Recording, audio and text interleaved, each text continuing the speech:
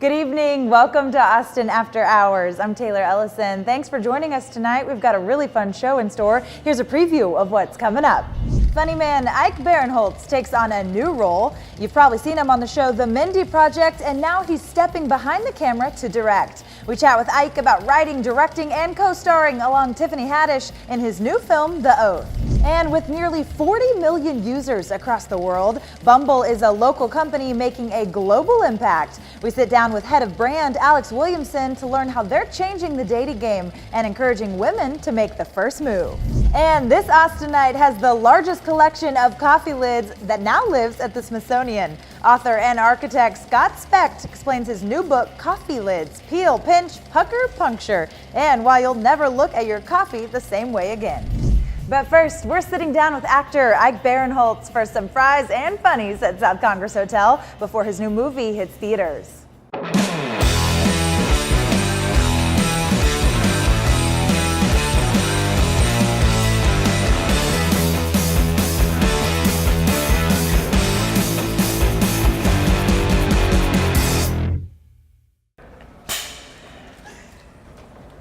So what are you doing exactly?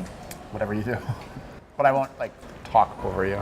Okay, well, glad we got that established. Cheers.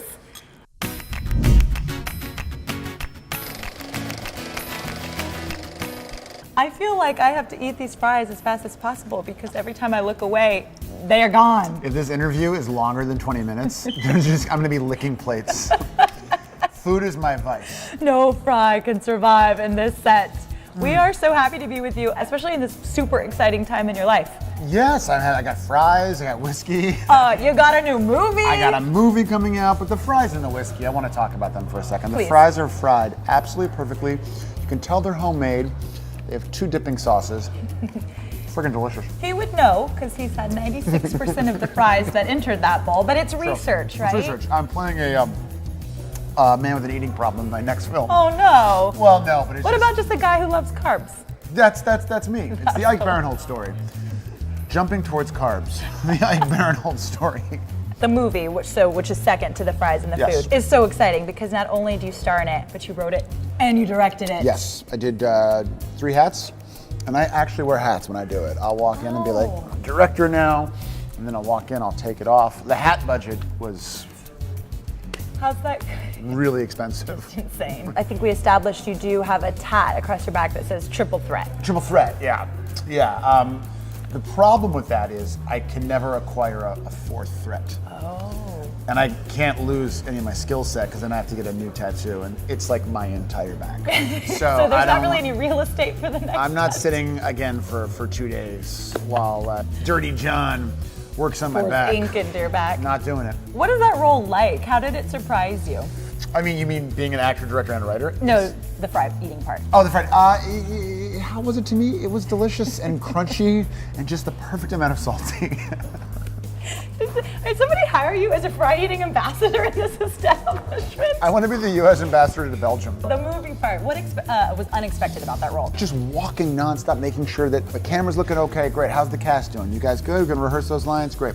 Stunt coordinators over here. Let's talk about the stunt tomorrow. We can't do that? No problem. I was really taken by how you are just constantly in motion and constantly talking.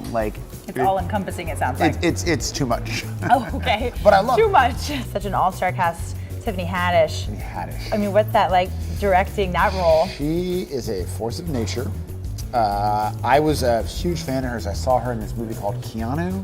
Really funny, and she was really great. And I was like, I would like her to be my wife one day in a movie. That's the good thing about being a writer. You can look at somebody like, oh, that person's cool. I like to be married to them for 3 weeks. She is so just like bodacious and fierce and tough, and her character she's playing is really internalizing a lot of stress. To watch her kind of like a pressure cooker the whole movie, where she's just waiting and waiting, and finally when she explodes, it's my house!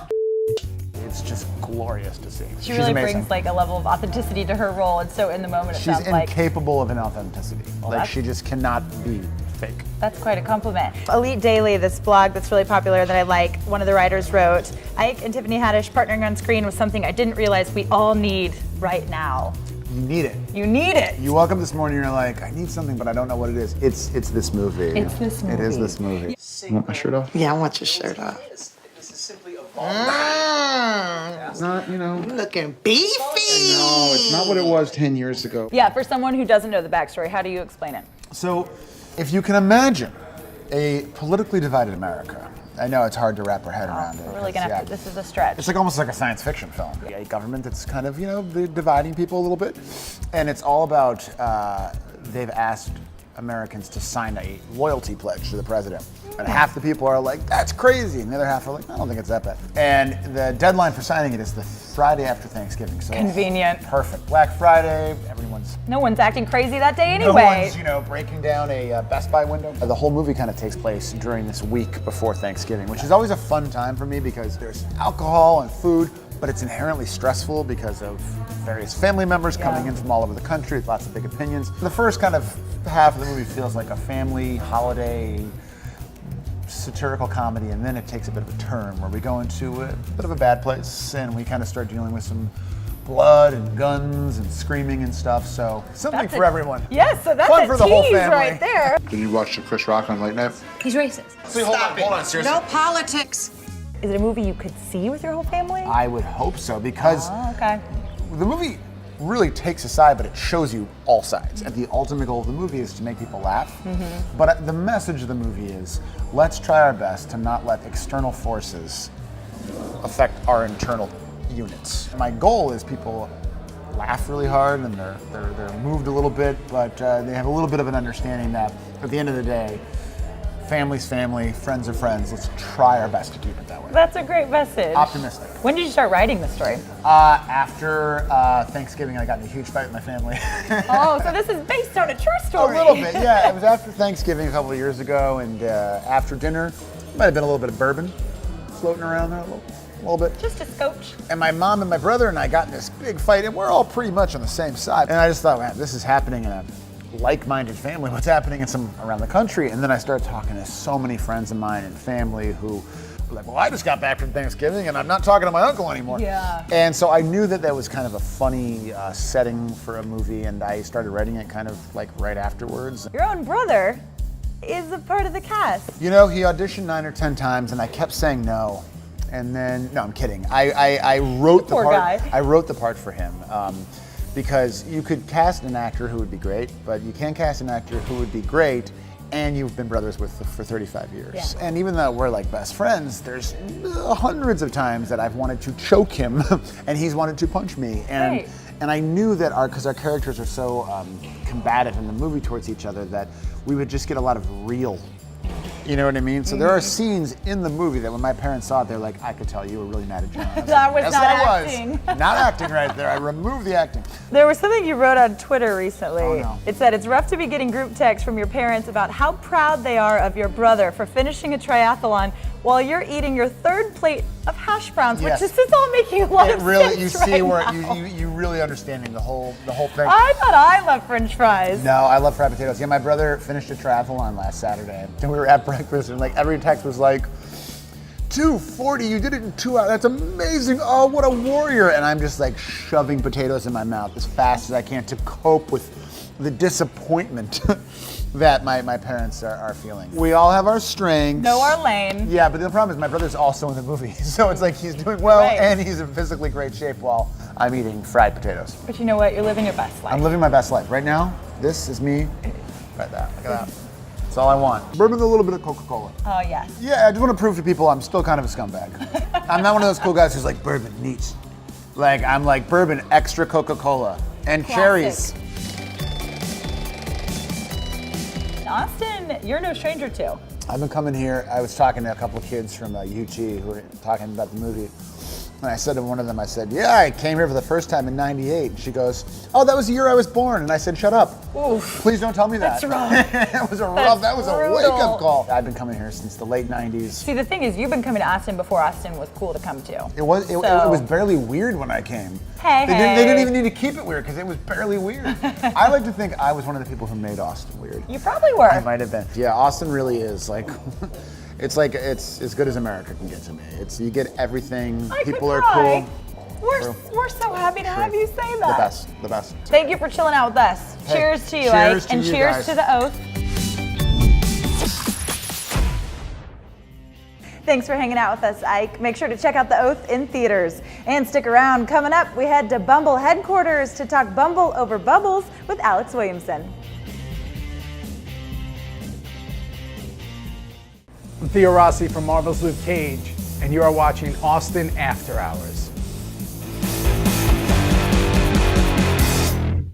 But I'm ordained, so if there's any Bumble users out there who are looking for somebody to officiate their wedding, I'm actually a very great pastor.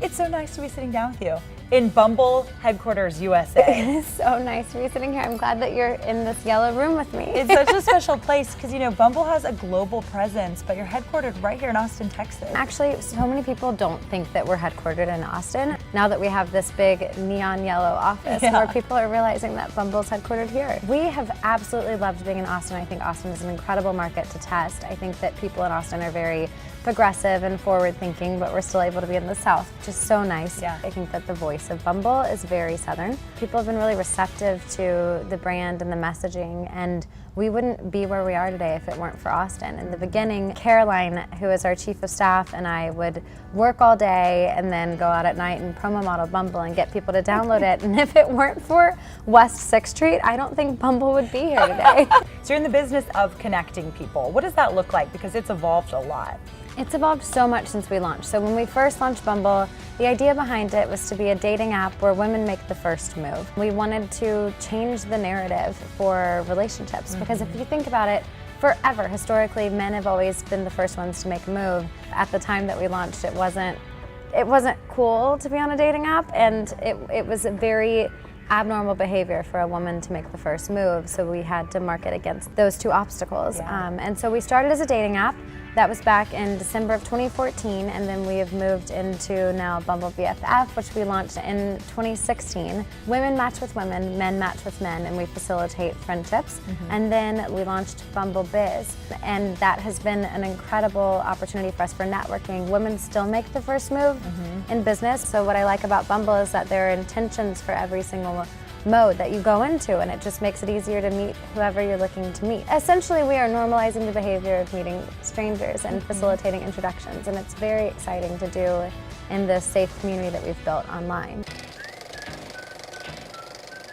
We are closing in on 40 million users, and that has been an exciting amount of growth. You can't really take that role lightly because you can connect with so many people and make such an impact. Being able to go city to city and meet people, you know, who stop me and say, I'll wear like a Bumble t-shirt, and they'll be like, oh my gosh, do you know Bumble? Because I met the love of my life on the platform, and that happens every single day, and it is incredible to see that we actually are helping connect people to relationships. I mean, on the dating side, over 85% of our users are looking for meaningful relationships, and we've been able to change the stereotype around online dating, which was, you know, predominantly known for being hookup culture. And on Bumble, people are actually genuinely looking to connect and make great relationships. Bumble's messaging is so specific and special, and you recognize it everywhere. So you're the voice behind that. Be the CEO your parents always wanted you to marry, then find somebody you actually like was something that I came up with in terms of changing the dynamics for women in relationships and viewing relationships differently. Our overall mission is to end misogyny, but how do you really break that down in a digestible format that is not accusatory or divisive of anybody, but we're just trying to create equality. And so how do you do that in a kind way with a lot of humor? But also, like, dating is inherently awkward and funny, and so is life. Every interaction has humor in it. Make the first move is one of them. One of my favorite ones that we did for Bumble Biz was looking for friends with benefits like PTO, dental, and profit sharing, I think was a great one. Make career advancements without the unwanted advances is another one. Probably my favorite Austin-based line is find somebody who looks at you the way that you look at queso, because queso is my favorite thing in the world. We did in Dallas, welcome to the Big D, find someone who isn't one. You were willing to say from the beginning, I'm going to be loyal to Bumble. Tell us this story. I'm very committed. I did jump out of an airplane. When we were launching, the four of us who were working at Bumble at the time got together. We decided that we were going to jump out of an airplane. So I got a film crew together and we met up in Austin. It was actually the first time that we all were together in real life, and that's how we met, was jumping out of an airplane together for Bumble. The storyline of that was showing that there's so many more opportunities to be scared in your life than making the first move. There are thousands of things that are scarier than saying hi to somebody on a dating app, and we were willing to show an extreme example of that to prove that it's okay to make the first move, and nothing bad's gonna happen. The worst that happens is somebody doesn't respond or somebody says no, and you're able to move on quickly with your life, and that's the beauty of dating anyway. When a woman makes the first move, there's a ripple effect that takes place, and you start to feel that level of confidence and overcoming a little obstacle, and then all of a sudden there's a chain of events that take place and you're living a more empowered version of yourself, and it is so cool to see that happening for women. It is, and what a great world you're creating, an environment. I love that it's starting right here in Austin, In Texas. Austin. What's something you hope that every woman thinks about herself, or that your daughters grow up believing about themselves, that might be different from the world that we knew not too long ago? We as women are so quick to give over our power to whoever we're interested in, men or women. You could be the most empowered woman ever. You can have a career, you can do whatever, but when it comes to dating, you give your power away and you're looking for validation and approval from another person. And I wish women knew how special they are and that it really is up to them, right? I've heard 1,000 times from my friends, it's like, it's great, but I can't tell if he likes me. And it's like, well, time out, do you like him? Yeah. Because I think that once you start looking at things in that way and embracing who you are and loving yourself, I think that what is the most important thing is to feel whole on your own. Yeah. And then anybody who is added into your life from there is just a bonus. And Complements your wholeness. Exactly. And if you feel whole, you're not going to settle for relationships that are abusive or put you down or make you feel insecure. And I think that toxic relationships exist not only in love, but they exist in friendships and in business. And I think that when you have a healthy sense of self and your own self-worth, you're able to create boundaries for yourself. And I think that that's very important. And I also think that for younger generations, I would just encourage women to expand their mind and absorb everything that you can, because there's really nothing that you can't do. I love that. Cheers. Is Yes. this Bumble Bubbly? This is Bumble Bubbly. Let's open this bottle and celebrate such great messages. Yes. Alex, thank you for being with us.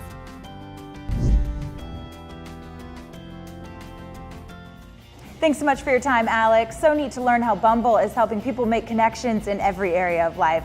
And coming up, we sit down for a cup of joe with author Scott Specht to talk about his new book, Coffee Lids. Hi, I'm Andy Roddick, and you are watching Austin After Hours.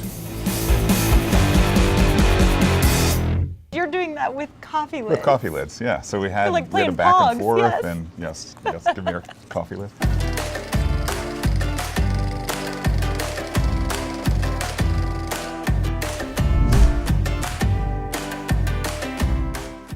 Cheers. Cheers. You are no stranger to a coffee shop like this. No, been to many coffee shops. Although I drink no coffee with caffeine.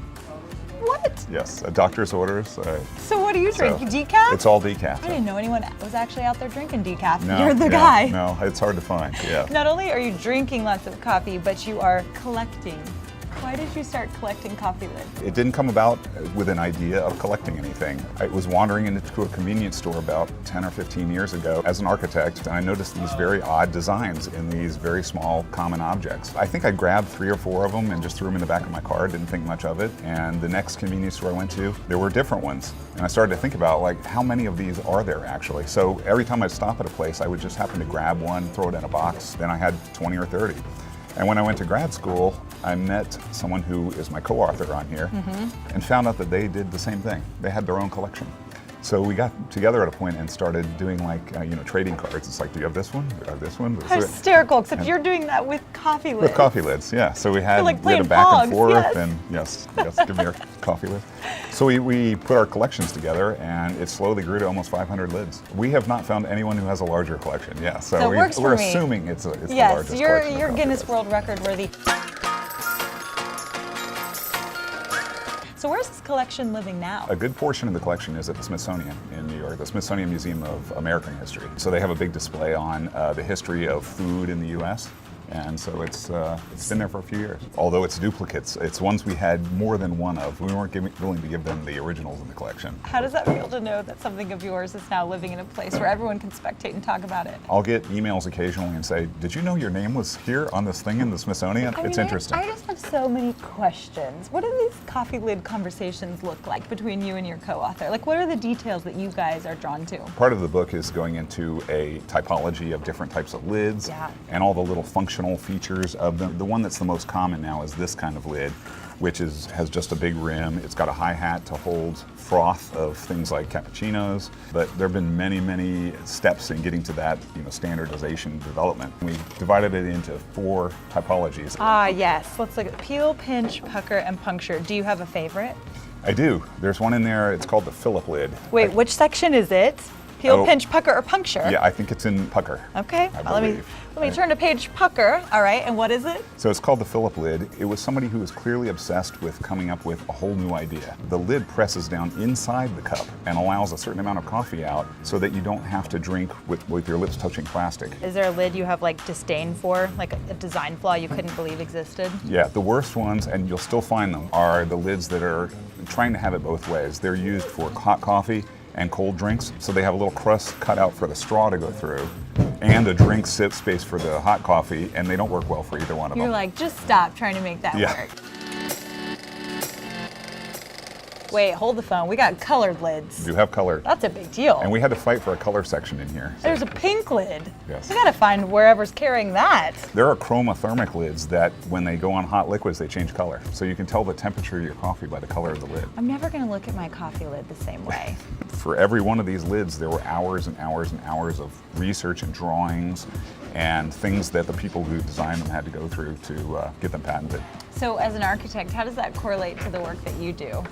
Well, it's all design. It's all part of, how to take something that you're trying to find a solution to and what kind of form ends up arriving from it. You realize that there isn't one form that follows any function. You find thousands of different variations. It causes you to look more closely at the things around you, everyday objects that you may not notice. There are thousands of types of toothbrushes, and they're all trying to do the same thing. So it really allows you to look more deeply into everyday items. There were some big events in the news that changed the way coffee lids look. Most people may remember there was in the 90s someone who spilled super hot coffee into McDonald's and sued McDonald's. But when you get into it, it really changed a lot of things about coffee serving.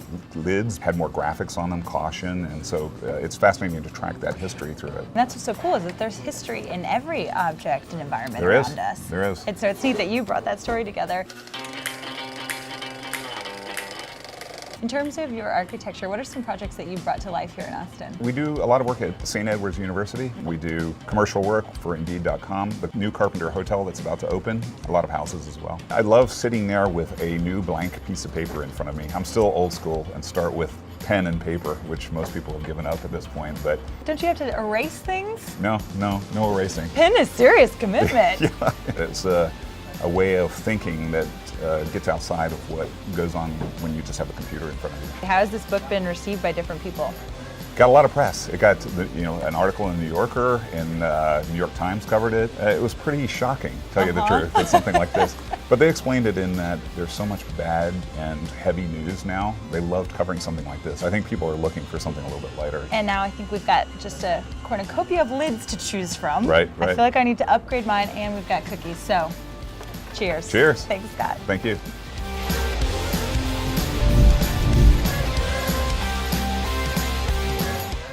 Never going to look at my coffee lid the same way, Scott. You can find his book right now at Book People. And thanks so much for joining us tonight. You can find this complete episode of Austin After Hours on YouTube and check out our social media for some behind the scenes fun. We'll see you right back here next week. Have a great weekend. Cheers.